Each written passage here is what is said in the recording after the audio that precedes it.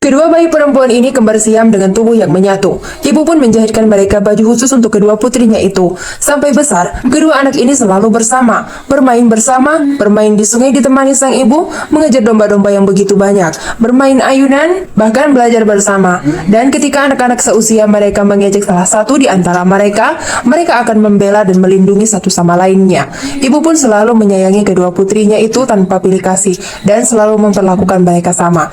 Dari kecil kedua anak ini berbakat dalam bidang seni, salah satunya seni musik yaitu biola. Ibunya mendukung mereka dan ketika sudah besar, keduanya datang ke sanggar musik untuk belajar biola. Tapi melihat kondisi keduanya, guru musik ini menolak karena menurutnya mereka tidak akan bisa menyeimbangkan antara kerja otak dan rasa dengan kondisi mereka yang seperti itu. Seorang laki-laki kemudian membela kedua gadis itu dan meminta si guru memberikan mereka kesempatan. Tapi si guru tetap menolak dan mengusir mereka. Dengan perasaan kecewa pergilah keduanya. Di saat guru meminta anak-anak muridnya memainkan biolanya, terdengar dari luar suara musik yang sangat merdu. Karena penasaran, guru ini keluar dan melihat ternyata kedua gadis yang telah dia tolak itu. Melihat kemampuan keduanya, si guru dan muridnya ini jadi kagum pada mereka. Maka si guru pun bertepuk tangan untuk keduanya dan menerima mereka sebagai muridnya. Hari terus berlalu, mereka selalu pergi ke sanggar musik itu. Tanpa disangka, laki-laki ini mengagumi mereka dan dia pun meminta agar diizinkan melukis wajah keduanya. Kedua wanita itu pun dengan malu-malu duduk di bangku itu, dan laki-laki ini pun melukis wajah keduanya. Setelah selesai, mereka pun lari melihat hasil lukisan yang indah itu. Maka secara diam-diam, keduanya pun mengagumi laki-laki itu. Nah, ketika mereka tengah mengamati lukisan itu, laki-laki ini pun datang. Mereka pun menjadi merasa malu. Di hari berikutnya, laki-laki ini mencari kesempatan untuk melukiskan mereka. Tapi, pandangan laki-laki ini tertuju pada salah satu di antara mereka yang bernama Charu. Sehingga laki-laki ini pun mencoba untuk melukiskan si Charu ini. Nah, di keesokan harinya, ketika kedua gadis ini tengah bermain biola, tiba-tiba si laki-laki ini melemparkan senyum kepada Charu. Dan pandangannya pun hanya tertuju kepada satu wanita ini. Nah, menyadari bahwa laki-laki ini memandanginya, Charu jadi salah tingkah lalu dia pun salah menekan nada. Hal itu diketahui oleh si Lata. Lata yang melihat itu menjadi cemburu dan dia pun menjadi marah, lalu dia pun dengan sengaja melukai Charu. Saat tengah tertidur, Lata melihat bunga di tangan Charu, pemberian dari Raffi. Dia mengambil bunga itu dan memandanginya. Seketika wajah Raffi pun terbayang. Dia pun juga terbayang bagaimana Raffi memberikan bunga itu kepada Charu. Meski dengan perasaan takut kepada Lata, Charu menerimanya.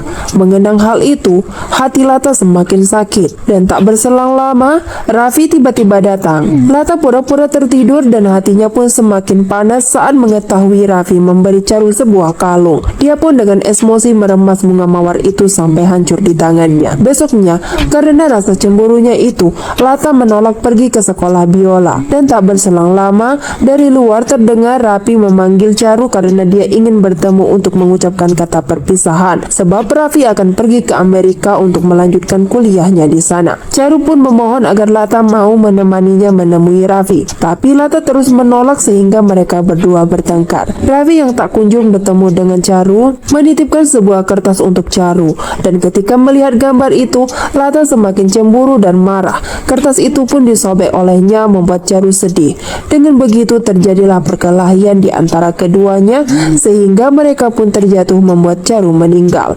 Dengan kejadian itu akhirnya mereka pun harus dioperasi untuk melakukan pemisahan. Nah, selepas kematian Charu, Lata tidak dipedulikan ibunya karena dia merasa kecewa. Namun ketika Lata menerima surat dari Raffi, Lata kembali semangat dan merubah dirinya seperti Charu. Lata menemui Raffi di Amerika dengan menyamar jadi Charu. Namun dia dan Raffi akhirnya harus kembali ke India ketika mendengar kabar ibunya kritis di rumah sakit karena terjatuh. Raffi yang melihat kecemasan di wajah Charu palsu mencoba menenangkannya dan meyakinkan bahwa ibunya akan baik-baik saja. Nah, ketika sudah sampai di India, Charu ke rumah sakit sendirian menemui ibunya. Di sana si ibu masih koma sehingga ketika Lata membangunkannya, ibunya tetap tidak bangun. Dokter meminta Lata membiarkan ibunya istirahat. Maka si Lata kembali ke rumah masa kecilnya. Di sana dia mengenang kebersamaannya dengan adiknya. Dia pun melihat-lihat barangnya bersama Charo serta membuka album foto itu. Perasaan Lata berkecamuk. Dia pun pergi untuk membersihkan tubuhnya.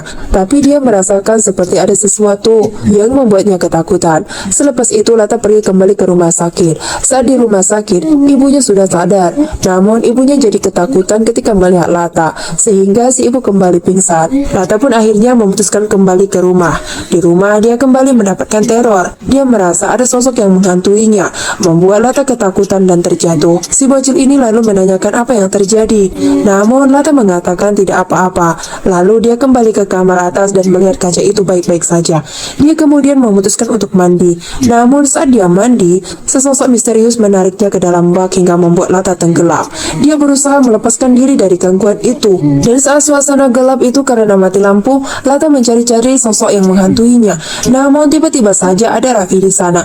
Lata sangat ketakutan. Lalu Lata pun menceritakan kepada Raffi bahwa dia melihat ada makhluk yang menyerangnya. Tapi Raffi tidak percaya. Dia malah menyarankan cara palsu ini untuk konsultasi ke psikiater. Cara palsu kesal dan marah. Dan keesokan harinya, ketika dia tengah di pantai, cara palsu melihat jejak kaki itu. Maka dengan segera dia menghampiri Raffi dan ingin menunjukkan apa yang dilihatnya. Namun ketika sampai di sana, jejak kaki itu sudah tidak ada lagi. Nah, lagi-lagi Raffi menyarankan kekasihnya itu untuk mendatangi psikiater karena dia khawatir dengan kondisi kekasihnya itu. Laki-laki ini pun melihat bayangan di balik tirai itu. Di sana dia tertegun mengamatinya secara seksama. Bayangan itu terlihat jelas seperti Charo dan Lata. Raffi pun penasaran dan mulai perlahan mendekat. Namun ketika dia melihat di balik tirai itu hanya ada Charo palsu di sana. Kehadiran Raffi pun membuat Charo palsu ini menjadi kaget, sehingga pernak-pernik itu pun terjatuh dan berhamburan di lantai. Charo palsu ingin mengambilnya, tapi Raffi mengajaknya untuk segera pergi dari sana sambil terus mengamati di balik tirai itu dengan rasa penuh penasaran. Dan sejak kejadian itu, Raffi akhirnya datang ke rumah sakit untuk menemui calon mertuanya. Saat berada di sana, ibu ini menceritakan kepada Raffi bahwa wanita yang bersamanya adalah Lata, bukanlah Charo. Karena Charo yang sebenarnya ini telah meninggal. Nah, mendengar itu, Raffi kaget. Lalu dia ingin menyelidiki kebenarannya. Maka pergilah dia di sebuah kuburan. Di kuburan itu, di tengah hujan deras dan gelap, Raffi datang dan dia pun semakin dikagetkan dengan apa yang dia lihat. Ternyata di sana dia melihat tulisan Charo di batu nisan itu. Mengetahui itu, Raffi sangat sedih. Sedang di sini, Lata pun bersiap untuk menyambut kepulangan si ibu. Namun tiba-tiba Raffi muncul. Dia membawa selembaran kertas untuk ditandatangani sebagai bukti persetujuan kepulangan si ibu. Ketika Lata menuliskan nama Charo di kertas itu, Raffi marah dan menanyakan mengapa dia menuliskan nama orang yang telah meninggal. Karena kamu bukanlah Charo melainkan Lata.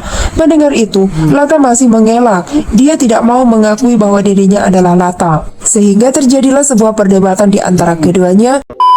Wanita ini kesal kepada Raffi karena ingin membatalkan pernikahan mereka, sehingga dia memukul Raffi hingga pingsan. Ketika Raffi sadar, dia melihat dirinya telah terikat, sedang Lata telah menampakkan dirinya yang asli. Di sana Lata dengan gayanya itu mengatakan kepada Raffi bahwa dia sangat senang bisa kembali menjadi dirinya sendiri, karena cukup melelahkan berpura-pura menjadi orang lain. Lata pun berkata bahwa hidupnya pun ikut tersiksa, karena hanya untuk mencintai kamu, sedangkan kamu tidak pernah mencintai diriku. Lata pun meminta Raffi untuk melupakan masa lalunya dan mengajak Raffi untuk hidup bersama. Akan tetapi Raffi tetap menolaknya dan memilih lebih baik mati daripada hidup bersamanya. Mendengar itu, Lata sangat marah dan mengajak Raffi untuk mati bersama. Namun tiba-tiba dari luar terdengar seseorang mengetuk pintu.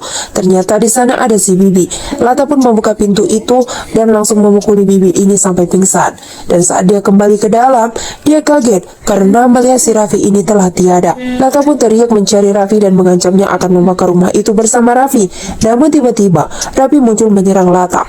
Tapi Raffi sepertinya tak tega menghabisi Lata, sehingga dia pun kembali diserang oleh Lata, membuat Raffi terjatuh dan Lata pun dengan penuh amarah ingin menghabisi Raffi. Tapi tiba-tiba saja sesosok misterius datang menyerang Lata. Nah, di saat itulah Raffi mengambil kesempatan untuk pergi, dan di saat yang bersamaan si ibu sudah kembali. Di sana ibu mengatakan kepada Raffi, andai saja dia tidak masuk ke kehidupan mereka, pasti putrinya akan bahagia dan tidak akan seperti itu, dan dia tidak akan kehilangan Charo. Ibunya pun menyalahkan Raffi lah yang telah menyebabkan masalah ini, sehingga dia pun meminta Raffi untuk menyelamatkan Lata, satu-satunya anak yang dia miliki. Lata di sini pun meluapkan segala perasaannya kepada roh Charo. Dia meminta maaf atas segala masa lalu mereka, dan dengan segala keputusasaannya Lata meminta Charo membunuhnya. Tapi tiba-tiba Raffi datang ingin menyelamatkan Lata. Di sana Raffi mengatakan kepada Charo untuk memaafkan Lata dan mengizinkan mereka untuk menikah. Dan Raffi pun mengatakan jika tidak dia lebih baik mati bersama Lata. Mendengar itu Lata menangis memeluk Raffi. Lalu mereka pun keluar dari rumah itu. Besoknya mereka datang ke kuburan Charo, dan ketika Raffi akan pergi, dia melihat Charo berada di samping Lata dengan tersenyum, dan film pun selesai.